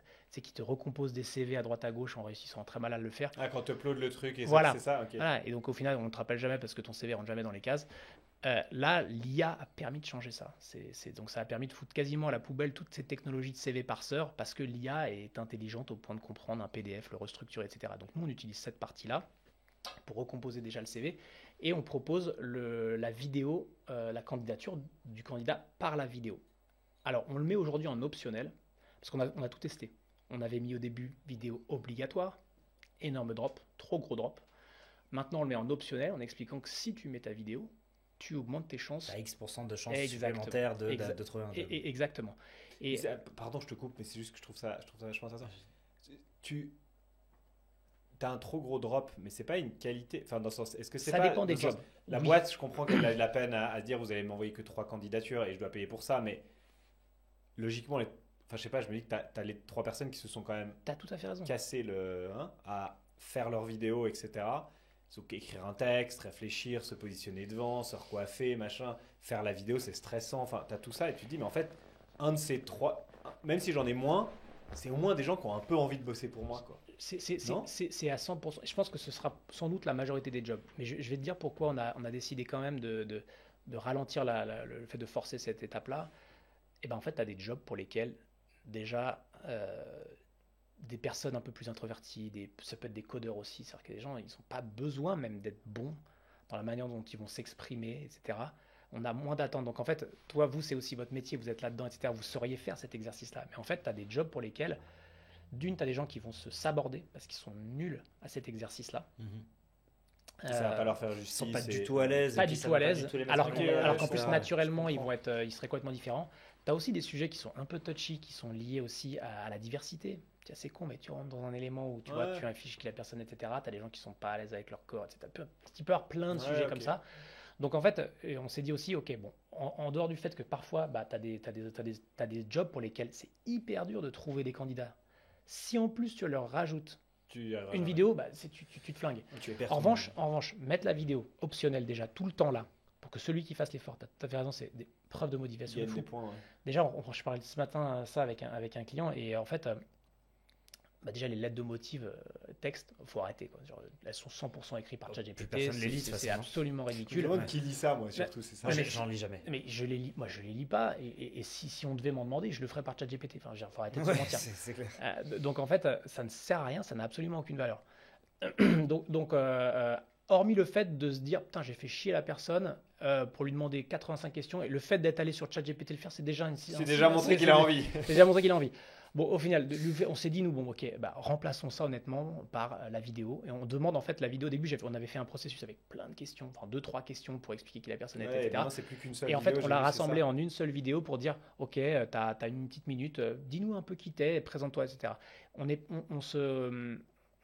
n'exclut pas le fait d'ajouter des options de vidéo au fur et à mesure du processus de recrutement. C'est-à-dire qu'on pourrait au départ avoir le simple système par CV, ensuite, ok, on t'a sélectionné, cher candidat. Le round d'après, par contre, sache que tu dois enregistrer ta vidéo. En fait, et ça, du coup, en fait, tu vas moduler, si tu veux, le processus de recrutement par rapport au talent, au nombre de candidatures que tu auras reçues. En fait, ça te permet du coup d'avoir un degré de réassurance en disant, je ne vais pas bloquer les gens dès le début. Par contre, je vais voir s'il y a de l'intérêt pour mon job. Et je vais me rendre compte qu'il y a du coup 450 personnes et que pour passer de 450 à 40 ou 50, au final, la vidéo, ça va vraiment m'aider. Et ensuite, on parlait de capture vidéo, ce qu'on est capable de faire aujourd'hui. La base, c'est tu récupères le transcript. Pas mal de softs font ça, tu récupères le transcript, du coup, c'est du texte supplémentaire. Qui dit texte dit OpenAI et analyse, et tu combines ça au CV. Voilà, tu commences à avoir déjà un premier degré plus élevé d'analyse du profil et de la manière dont il va matcher avec le rôle. Ensuite, point d'après, ça c'est les nouvelles versions de Tech et de OpenAI, notamment avec le 4.0 qui vient de sortir, etc. Maintenant, on analyse le contenu vidéo notamment. Donc que ce soit par la découpe d'une vidéo par nombre de frames, etc. Mais je l'ai testé encore une fois hier, le 4.0. Donc j'ai envoyé le CV vidéo d'une personne. Avant, j'avais le transcript. Et là, j'ai demandé au début à OpenAI, dis-moi ce que tu en penses. Et il m'a fait, ok, j'ai analysé les frames, etc. J'ai une personne qui a souri, etc. Prouve, etc. Donc là, en fait, on part quand même dans un bon délire. Tu l'as vu, celle où il parle pour dire, tu l'as vu toi ou pas? Oui. Où il dit, j'ai bien un entretien. Oui, vas-y, cool, mais tu devrais être recoiffé. Mais bien sûr. Franchement, en fait, moi j'étais là, merde, c'était un truc de ouf. En fait, quand j'ai lu ça, j'ai fait, ok. J'attendais en fait le moment où ça allait arriver, quoi. Où l'IA allait. Parce que j'ai cherché pas mal de soft, etc. Mais vu que de toute façon on est au fur et à mesure du développement de l'algo, etc. Je me disais, en attendant, je vais prendre mes vidéos et on va les mater nous-mêmes, limite à l'humain, en nous-mêmes donnant quelques éléments. Est-ce que cette vidéo vaut le coup d'être regardée? Ne serait-ce qu'avec une étoile, pas d'étoile, en mode la personne a pris le temps de parler pendant 30 secondes, 40 secondes, s'exprime, donne un point de vue. Voilà, rien que ça vaut le coup de regarder la vidéo. Donc voilà, et l'IA, encore une fois, il y en a qui vont dire, c'est horrible ce monde dans lequel on part et tout. Moi, je trouve ça génial. Mais le fait est, c'est qu'en fait, il y a deux choses. C'est qu'il y a le gain de temps au début qui est gigantesque. Il y a encore un petit élément d'authenticité que je trouve dans la manière, ça reste une vidéo, ça reste du contenu authentique, etc. Bon, moi, j'aime bien. Perso, je fais plus aucun recrutement sans passer par là. C'est-à-dire que moi, quand je fais des recrutements, maintenant, c'est la phase obligatoire. Tu m'as pas fait de la vidéo. Je sais pas qui t'es, je sais pas comment ça. Ma question, c'est il y a combien aujourd'hui chez vous là, alors je sais que c'est le tout début, mais pourcentage de personnes, vu que c'est optionnel, qui font la vidéo par rapport à ceux qui ne la font pas? Alors, moi, c'est simple. C'est-à-dire que quand j'ai recruté notamment un CMO, c'est obligatoire. C'est-à-dire que tu ne fais pas la vidéo. Les gens, pour tous les autres. Pour tous les autres jobs. Alors là, pour vous, mais c'est, je sais pas, il y a le mois passé, vous avez eu, je dis n'importe quoi, 100 personnes. Il faudrait que je regarde, mais ça doit être, vu que c'est en optionnel, peut-être du 20%. Faut que je regarde un peu plus. Mais donc c'est moins de 50% pour faire très simple. Ouais, je crois. Faudrait qu'ils font la vidéo. Ouais, naturellement, ouais. Ça va changer avec le temps, je pense. En revanche, ça va devenir plus normal. En revanche, moi, c'est-à-dire que j'envoie les gens pour des offres que j'ai moi, Moonwork, en tant que recruteur, pour ma boîte. En revanche, je précise aux gens que je cible, je dis, en revanche, je vous le dis, c'est-à-dire que vous pouvez me postuler normalement, mais sachez que je vous demanderai à un moment la vidéo.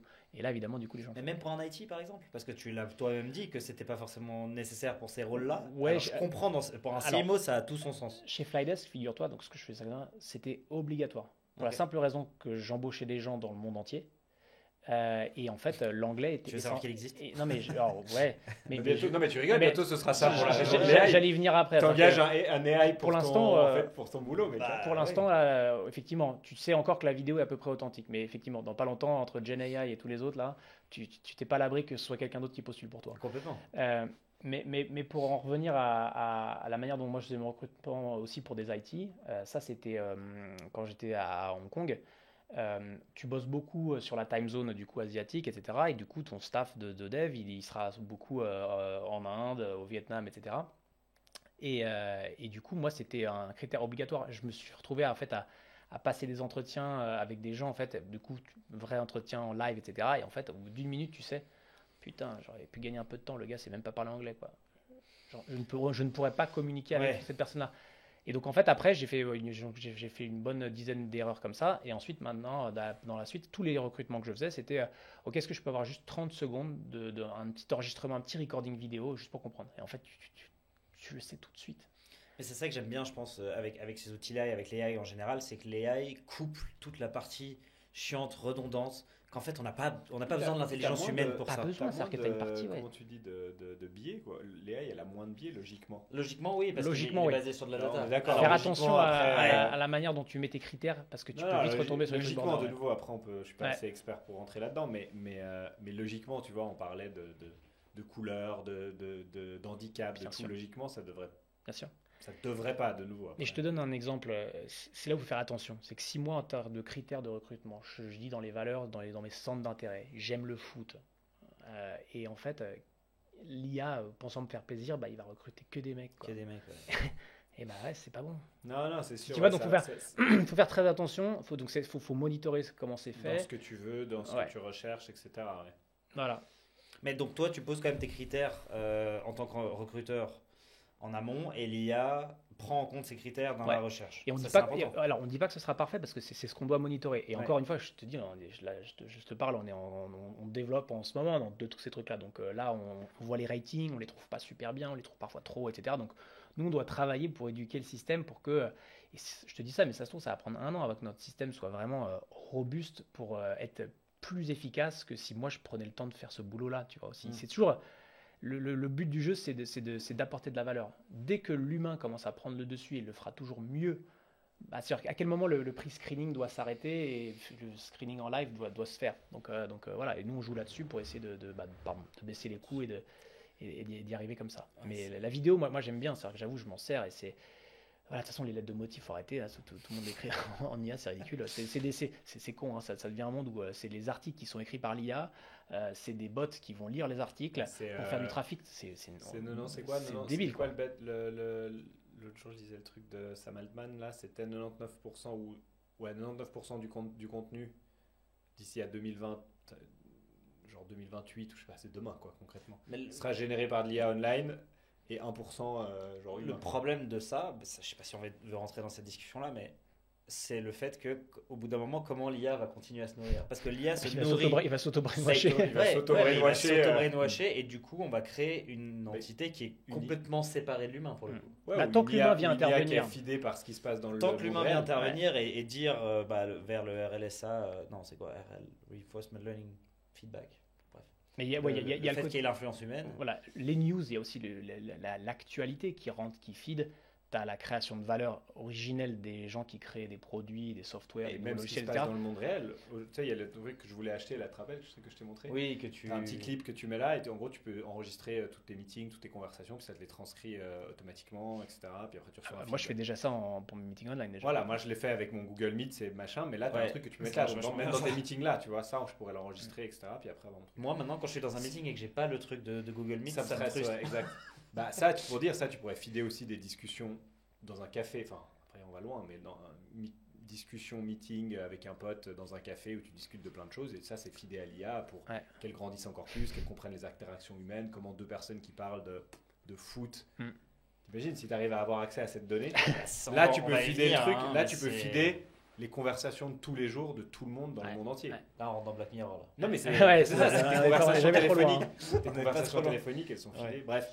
Qu'est-ce qui reste la valeur ensuite, dans ce monde-là qui part un petit peu pour des générations un peu plus vieilles comme moi, où est la valeur apportée quelle est ta contribution quand la 3/4 de ce que tu fais déjà. Donc je pense qu'il va y avoir un recentrage sur la vraie valeur ajoutée. Limite revenir à des trucs plus humains, que ce soit les compétences artistiques. Ouais, artisanales. Voilà, artisanales, la main, le travail de main. Des choses comme ça. Moi, la plupart de mes boulots, je veux dire, j'ai mis 3 ans à sortir un soft. Je veux dire, demain, je dis à l'IA, tu peux me construire ce soft, je le vois comme ça. Tac, c'est fini.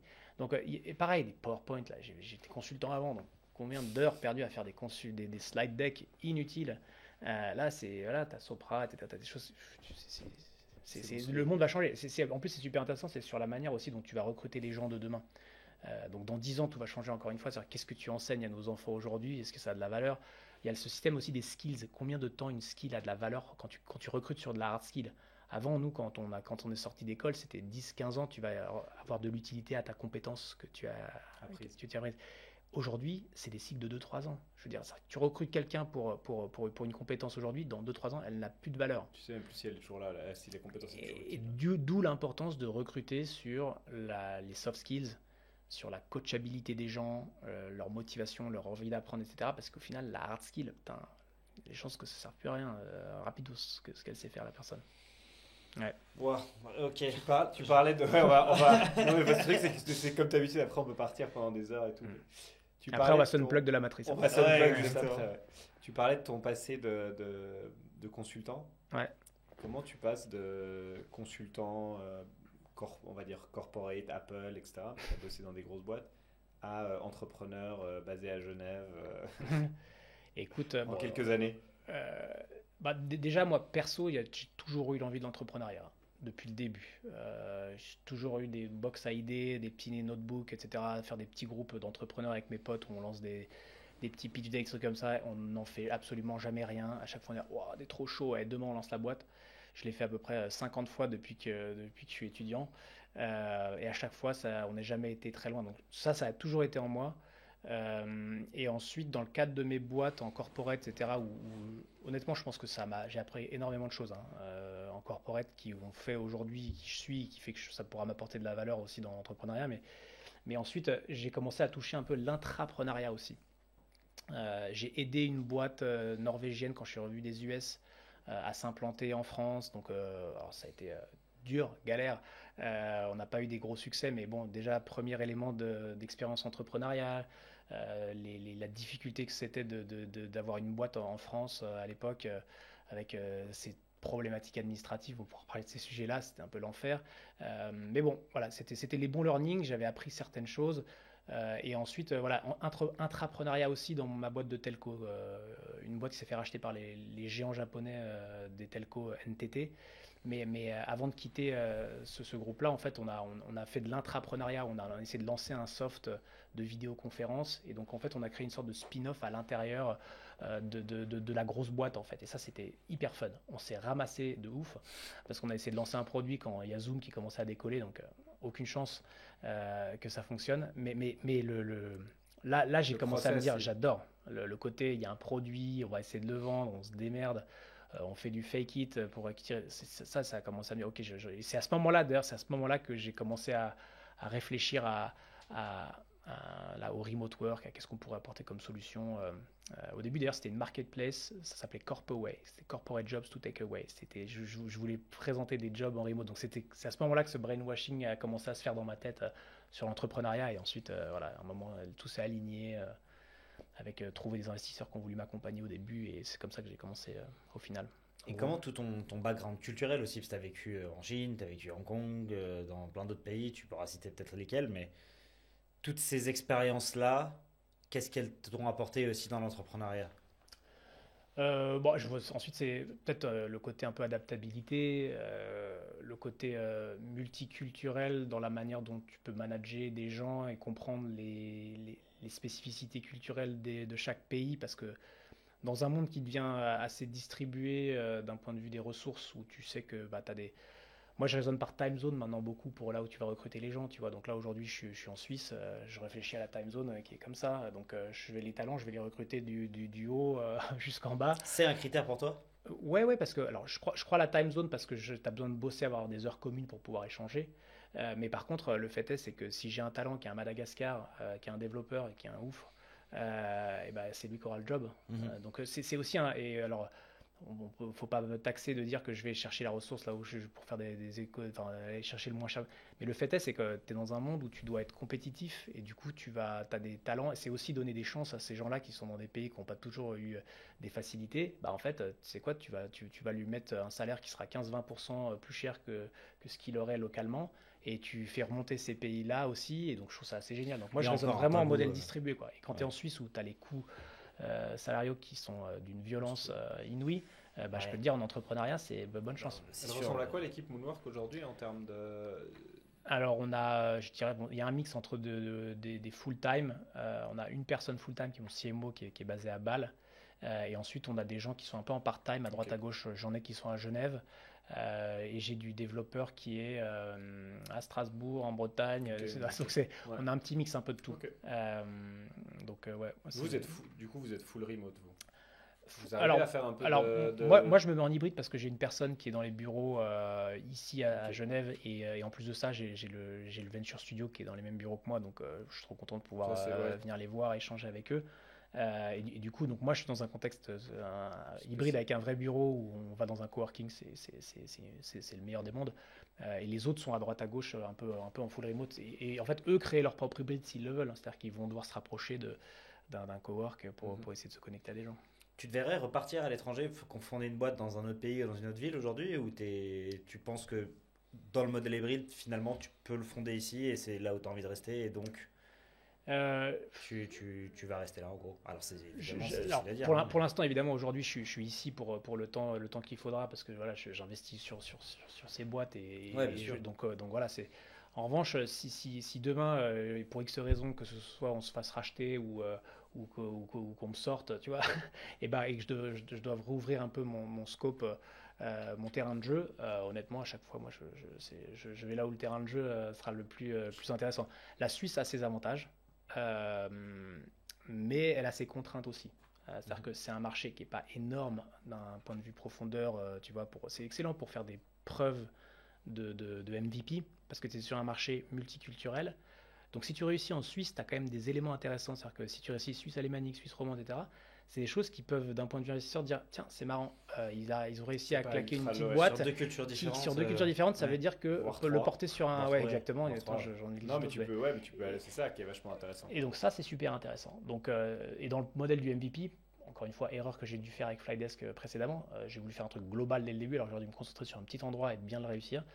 Donc là, tu vois, il y a cette approche de dire aussi, c'est aussi un des principes du Venture Studio, c'est de dire réussissons quelque chose sur le marché suisse avant de regarder ce qui se fera ailleurs. Et si on réussit bien le marché suisse, parce que derrière tu te focuses d'un point de vue marketing, etc. C'est déjà assez compliqué de gérer la Suisse donc voilà, il y a ça que je trouve assez intéressant. Ensuite, tu as des aspects effectivement fiscaux intéressants d'un point de vue de la flexibilité de l'emploi, d'un point de vue des impositions, donc ça c'est quand même intéressant, mais tu pars d'un niveau salarial de base qui est violentissime. C'est-à-dire que pour un même coût, tu vas trouver une personne et demie de l'autre côté. Donc il faut trouver le compromis entre les ressources qui sont vraiment nécessaires pour le succès, et si tu as les moyens, tant mieux, non seulement tu aides le marché suisse de par ton service, mais tu aides aussi du coup localement par l'emploi, en employant une organisation locale, ce qui est un monde idéal. Mais aujourd'hui, pour être compétitif, exactement. Aujourd'hui, il faut être réaliste. Je suis désolé, c'est aussi c'est la profitabilité. Il faut montrer que tu vas y arriver. Pour un jour peut-être venir engager en Suisse. Mais exactement. Alors ensuite, c'est toute une question de compromis. Il faut le faire quand même il y a quand même des aspects locaux, compréhension du marché local. Voilà, il y a la Suisse alémanique, etc. Il faut savoir, c'est des choses qui s'inventent pas et c'est pas n'importe qui va pouvoir aller faire du commercial à Zurich. Donc non, tu dois trouver un compromis. Ensuite, un développeur, lui, est-ce qu'il a besoin d'être en Suisse? J'aimerais dire que oui, mais le fait est, c'est que tu vois, moi, j'ai été trouver des technologies, même des profils, il manque en Suisse. Là, je parle de nouvelle tech où la Suisse a un petit peu de retard de ce que j'observe avec précaution quand je dis ça. Je veux offusquer personne, mais voilà, sur toutes les technologies no-code, etc. C'est-à-dire que... Tu peux y aller parce que franchement, tu as entièrement mais c'est vrai que c'est un petit peu à la ramasse, quoi. 5-10 ans de retard, quoi. Donc ça va venir. Donc ensuite, tout peut changer. Il y a des efforts qui sont faits. il y a des sous. Hein, voilà, si on compare aux voisins qui sont en difficulté sur plein de sujets d'un point de vue déficitaire, etc. La Suisse a de l'argent. La Suisse ne prend juste pas assez de risques. Et elle met des conditions entrepreneuriales pas évidentes par la nature du pays qui est cher, quoi. Donc c'est une alchimie, c'est un équilibre à trouver. Mais en revanche, il y a de l'innovation, il y a des talents, il y a plein de choses à faire. Il y a un parterre, c'est un pays magnifique où on peut faire plein de choses bien. Mais voilà, il faut trouver un bel équilibre, quoi. Ouais, effectivement. Plein d'avantages, plein d'inconvénients. Aujourd'hui, tu parlais de Flydesk qui est toujours existant, qui tourne entre guillemets un peu tout seul. Tu as Moonwork qui est ton focus aujourd'hui principal. Ça ressemble à quoi ta journée? Comment tu gères un peu Alors, comment écoute, tu jongles entre les différentes choses? À quoi ça ressemble même avec Moonwork, c'est toi qui fais j'imagine que c'est toi qui fais aujourd'hui. Tu vois, tu es aussi très impliqué dans le sales, etc. Ça ressemble à quoi tes journées un peu? En gros, une journée entre 8 et 10 heures, 11 heures, ça va être Moonwork 100%. De temps en temps, il y aura un petit call un peu en mode shareholder, tu vois, côté Flydesk, en mode ça va les gars, tout va bien. Vous avez besoin de moi? Non, ok, salut. Non, mais bon, c'est plus que ça, mais c'est vrai qu'au bout d'un moment, ensuite, il y a une confiance qui s'installe. Il y a aussi des choses à un moment, c'est toujours ce truc de est-ce qu'on a besoin de rajouter une feature supplémentaire parce qu'un client t'a dit que oui, mais alors ok, vas-y, vends-lui. Et ensuite, on verra. Donc, voilà, ça c'est aussi l'évolution. C'est que j'ai appris aussi à arrêter de développer des monstres qu'en fait personne ne veut. Et on a fait beaucoup d'erreurs aussi dans le passé. Donc, du coup, de ce principe-là, je les laisse se gérer. Et puis, s'ils veulent me solliciter quand il y a besoin de faire quelque chose, on voit quoi. Mais ensuite, voilà, surtout, je passe une journée pour revenir à Moonwork. C'est focus Moonwork à fond. C'est honnêtement 60-70% commercial. Et 30% c'est levée de fonds et management et coordination. Okay.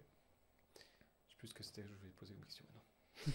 Oui, parce qu'on a toujours cette question du focus, c'est un grand débat éternel de focus. Tu sais, genre il y a toujours les discussions de faut se focuser que sur un truc, etc. Il y a des gens qui vont te dire non, mais faire autre chose à côté, ça apporte aussi tu vois, tout d'un coup il y a quelque chose qui va se débloquer chez Flydesk qui va te une vision différente, etc. Moi, je suis d'accord avec ce truc du focus. Hein. C'est-à-dire que moi, je peux pas être défocus. Je peux pas être. Quand j'ai fait le choix de dire, OK, je pars sur Moonwork, c'est que je savais que je mettais Flydesk, que je devenais shareholder de Flydesk, avec très content si ça doit marcher, parce que c'est là où c'est mon sujet de cœur, c'est là où j'ai investi financièrement, j'ai ramené des gens avec. Je peux te dire, la dette morale est violente. C'est-à-dire que j'ai envie que ça marche. Mais je suis shareholder maintenant et donc c'est. Et tu arrives à rester dans ce rôle-là, t'as pas de temps en temps genre bien sûr, et en fait, allez, laissez-moi faire. Et tu te dis putain, si seulement j'avais des journées pleines, j'irais déboîter commercialement parce que maintenant on a un truc. C'est sûr, hein, mais bon voilà, c'est le jeu. Ensuite, tu vois, je fais partie aujourd'hui d'une organisation dans laquelle il y a un venture studio. Je leur dois dévotion aussi, tu vois, je suis payé, qui est encore une fois un luxe de ouf dans l'entrepreneuriat, et je dois être focus, et je dois aller mettre toute l'énergie pour que le soft avance, etc. Donc, du coup, je pense qu'il faut être focus. Tu adhères plutôt à cette école de focus à 100% sur un seul truc. Je pense qu'il faut être focus, et en plus de ça, ça me rappelle une personne dans mes débuts d'entrepreneur qui s'appelle Hassan Taibi, qui est toujours à Hong Kong, je pense, qui est un entrepreneur qui a eu des beaux succès, etc. Au début, quand je lui parlais de me dire je vais me lancer, etc., il me disait ouais, t'as prévu combien de temps devant toi sans te payer, etc. Je lui dis je sais pas, peut-être un an. Il me dit ok, vas-y, ciao, je me barre. Ça n'a aucun intérêt. Bon, évidemment, on a continué à discuter, mais du coup, c'était aussi pour faire comprendre, c'est que quand tu te lances dans un truc entrepreneuriat, au tout début, c'est qu'il faut savoir que tu peux potentiellement ne pas te payer pendant 1, 2, 3 ans, et si tu n'as pas prévu dans ta tête que les au moins 3 prochaines années de ta vie vont être consacrées à ça pour essayer d'y arriver, de toute façon, ça risque de ne pas se faire. Parce que c'est pas, tu vois, je le vois encore aujourd'hui, ça va faire 8-9 mois sur Moonwork, on n'a pas encore prouvé.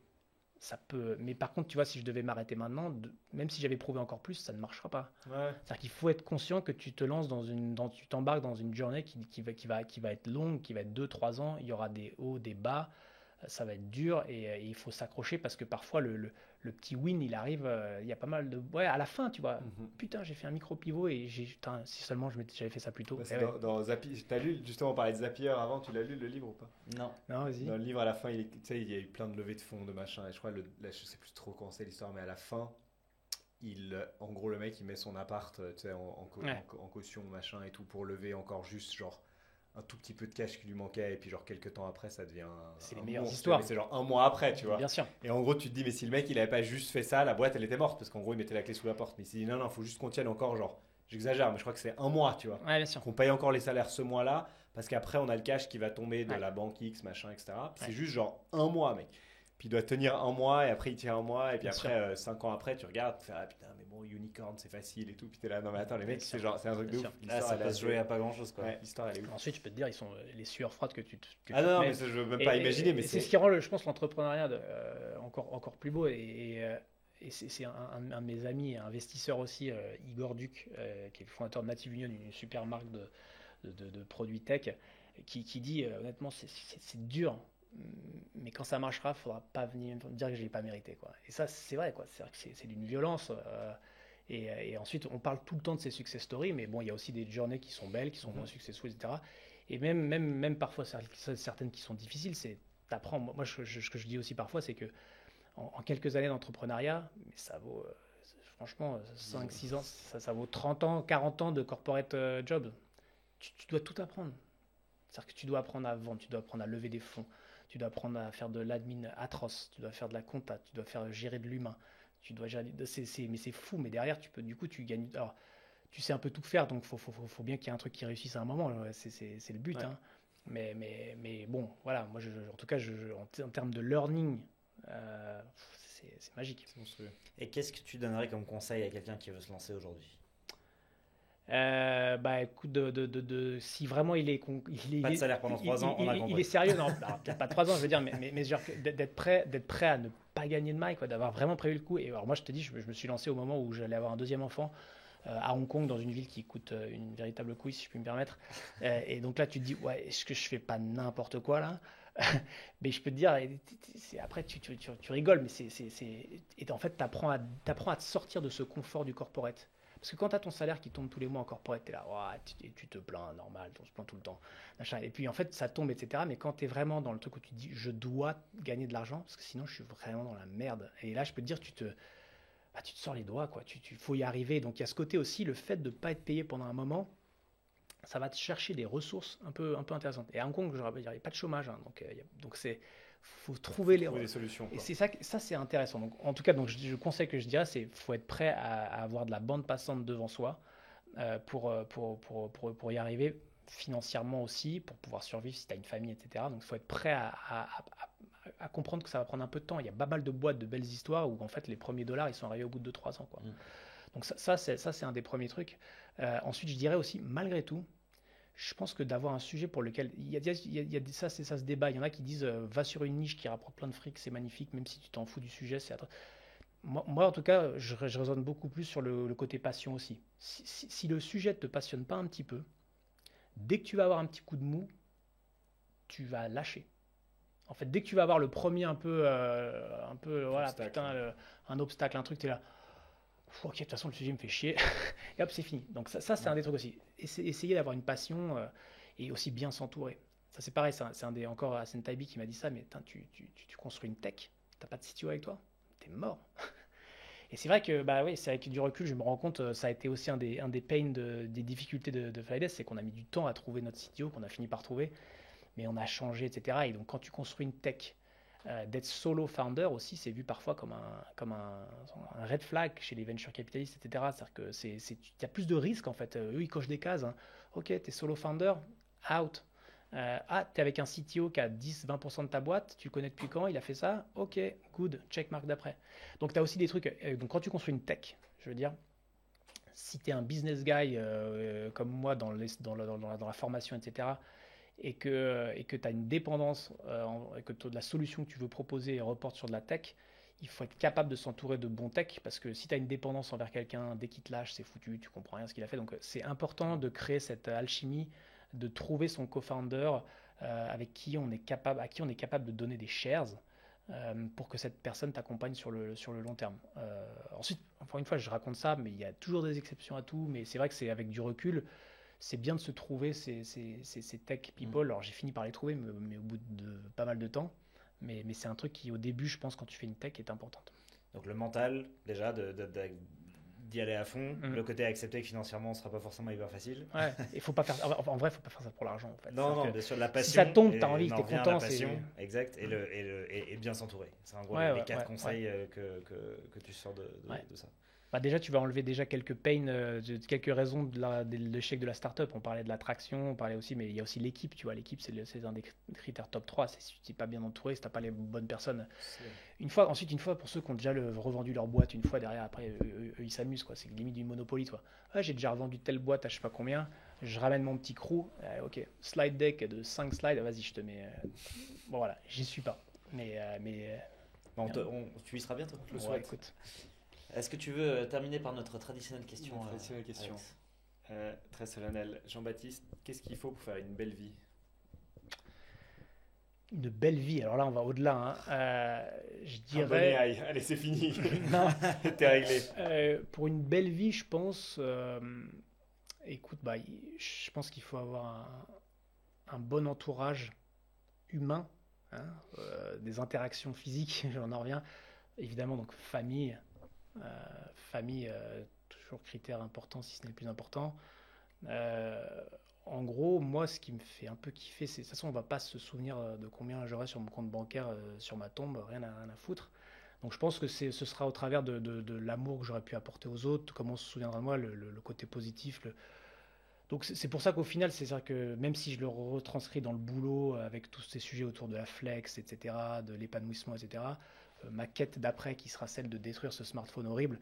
Je pense que c'est si derrière on pourra retenir de moi que j'ai pu contribuer à faire que les gens se sentent mieux dans leur interaction. Moi, je pense qu'on est quand même des animaux évolués, sociaux, et qu'on est là sur Terre pour ça, en fait, pour ces interactions et ces échanges. Donc voilà, pour être heureux, honnêtement, c'est vraiment si derrière j'arrive à apporter du bonheur aux autres et qu'on me le rend aussi, d'un point de vue égoïste, si on peut le dire, j'aime bien être apprécié.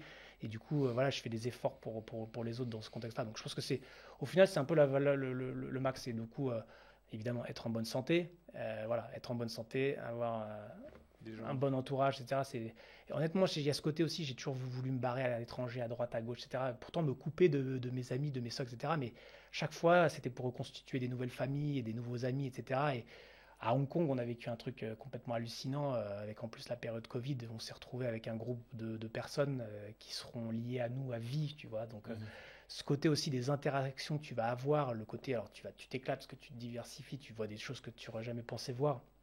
Mais derrière, tu reconstitues aussi un quotidien et tu te rends compte à chaque fois au final. Et c'est ce qui fait qu'avec l'effet Covid, où du jour au lendemain, tu as 70% des gens que tu connaissais à Hong Kong ont disparu, parce qu'ils ont fait un peu n'importe quoi sur la manière dont le Covid a été géré, tu te dis, en fait, c'était pas que Hong Kong que j'aimais, en fait, c'était les gens avec qui j'y étais, quoi. Donc, et ça te rappelle, et c'est une des raisons pour lesquelles on s'est dit, retour en Europe, on va se rapprocher de trucs que je pensais pas tout de suite aller chercher, et au final, en fait, tu te rends compte, merde, en fait, je suis peut-être devenu vieux, c'est les gens avec qui t'es qui te donnent la banane, quoi. Magnifique. Merci beaucoup pour cette conversation aujourd'hui. On a parlé de plein de choses hyper intéressantes. On fera une partie 2 pour voir où en est Moonwork, peut-être dans quelques temps. Et on aura l'occasion de reparler de comment tu auras tué le smartphone.